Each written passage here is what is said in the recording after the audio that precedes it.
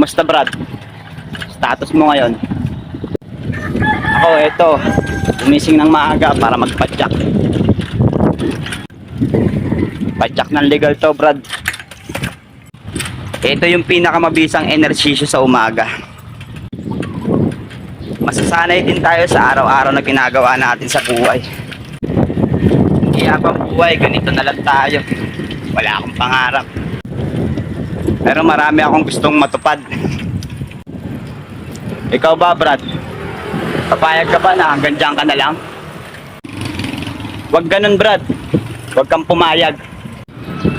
Kayanin mo yung hirap. Daanin mo lang sa tamang diskarte at tamang sipag. Ako kasi hindi talaga ako papayag.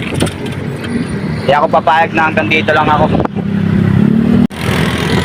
Dahil gusto kong may patunayan.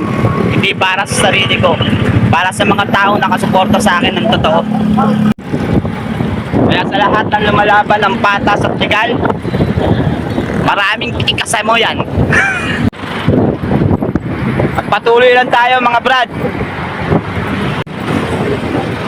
Lagi natin iisipin mga Brad, di pa tayo pwedeng sumuko. Dahil marami pang naghihintay sa atin na oportunidad. Brad, kung wala kang napapala dyan sa ginagalawan mo ngayon, umalis ka.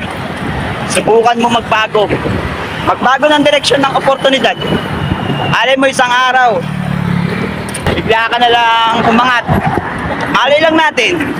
Siyempre, positibo lang tayo sa buhay. Bigyan natin ng direksyon at gawin nating makulay. Hindi ako magpapapigil sa bawat pag-atake. Patsakto ng legal Brad sa bawat pag-abante. Tapos ako sa buhay Brad, ngunit handang lumaban. Simple lang ang buhay, gawin nating makulay. At hindi ako susuko sa legal na paraan. Patsakto ng legal Brad at di ng anuman. Gising ng umaga, handa ko ay kape. Susuungin ko yung araw hanggang sa mangitim. Hanggang dito na lamang ang tula kong ginawa.